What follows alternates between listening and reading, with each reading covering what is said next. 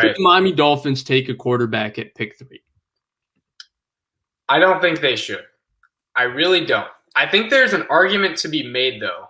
And the argument basically is if they think that if either Fields or Wilson is going to be that dude that's like a top 8 quarterback or like really, really good, then they would take him. And the thing with that, too, is they would have to think that Tua is not that good.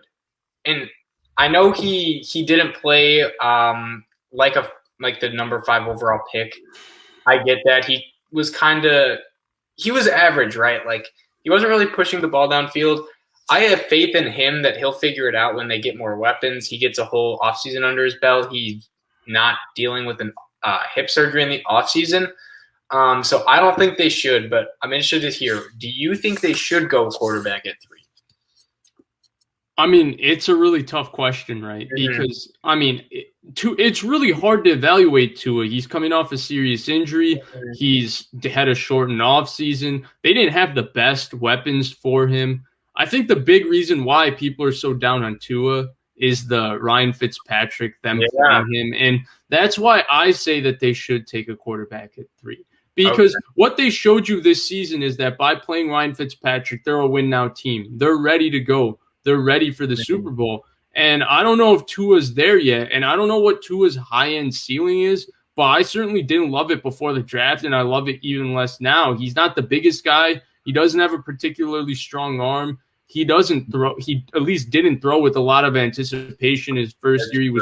He had to see guys open. He doesn't make very many throws with bodies around him in the pocket. He doesn't make very many throws into tight windows.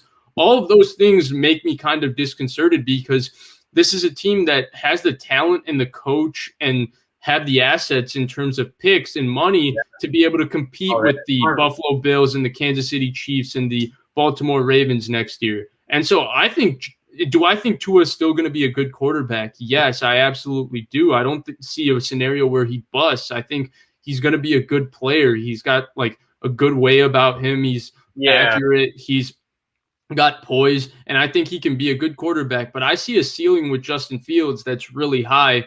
And if he's there at 3 man, it's enticing because the worst case scenario for the Miami Dolphins would be for Tua to play good football, but him to be a ceiling player, and you get into the middle of the playoffs and you have this totally stacked team and Brian Flores is killing it with his defensive game plans. And you're like the Rams where Jared Goff is just not good enough, or you're the Niners where Jimmy G is just not good enough there to compete with the top guys. And that's where I think Justin Fields, from a physical talent perspective, he has the type of talent that can go head to head with Josh Allen in terms of just pure physical talent. I mean, maybe not Josh Allen and Mahomes, they're freaks, but Justin Fields is really, really talented in terms of his arm strength, his legs, his body, his physical strength by himself. And so for that reason, I mean, it would have to come down to them thinking that Justin Fields could reach his potential. But if they do feel that, I think that it's a trigger that they might have to pull. Yeah, it's interesting with Tua too, right? Like, he didn't do anything like crazy spectacular where you'd see him like make a few plays and you're like, okay, I could see him being really good. I think I've seen that with like Darnold or Drew Lock where like you see they have that arm talent, like, wow, that was an insane throw. Like only a few quarterbacks can do that. But then they do something like dumb. Like with Tua, it was more of just like he would, be on the run making like a 5-yard pass and his player would get tackled. Like it wasn't anything crazy. Now the Cardinals game, he had some big moments. Like he had a couple of insane runs. I think his running's pretty good, but it's not like Lamar or Cam where like you can add that as like a huge proponent of your offense, right? So yeah, it's crazy. Yeah, I love how you brought that up with Tua because I don't think he did particularly anything terrible.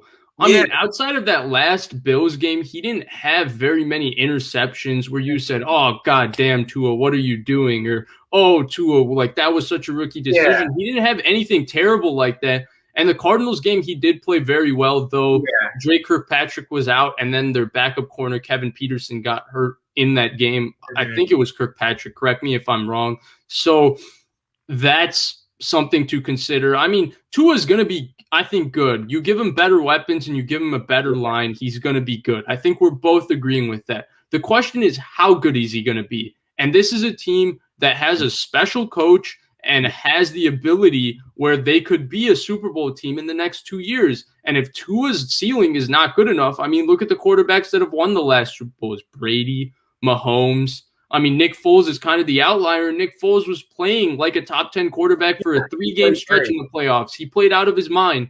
So because of that, I just think that, like, yeah, you can be attached to Tua as a fan. You can say, well, we got to give quarterbacks time. But the reality in the NFL is that windows are so small. And if they don't believe that Tua has that high-end ceiling where they can still be a playoff team with Tua next year. There's no doubt about it. They could be a playoff team. Yeah, they will be a playoff team with Tua. But the question is, can they win a Super Bowl with Tua?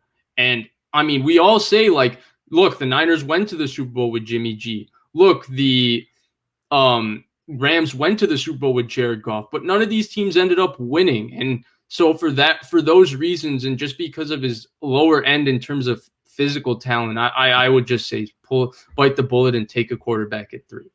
And here's the thing too, is they're not gonna draft at number 3 again unless they get super lucky with a trade or somehow their whole team just gets put on IR. Like, they are gonna be playoffs and at worst case like 8 wins if everything fails, which would be like bearing like an ultimate collapse. They're not going to have the opportunity to get a guy at number 3. Now, the other thing is they could trade this pick and try to get a quarterback that way, which is always feasible. But if they want a young guy for 5 years on a rookie contract to go to this team and they don't think Tua's that guy, they are in a prime spot to do that. Like, this is their chance. Like, they have to make that decision now. Yeah, and everybody agrees the quarterbacks in this draft are special, and you brought it up. They're not going to be picking in the top 5 a lot. And to me, when you have a top 5 pick, you got to get a quarterback, a special edge rusher, and offensive tackle. And now we're going to discuss the route they should go, whether they take a Sewell or a Slater there.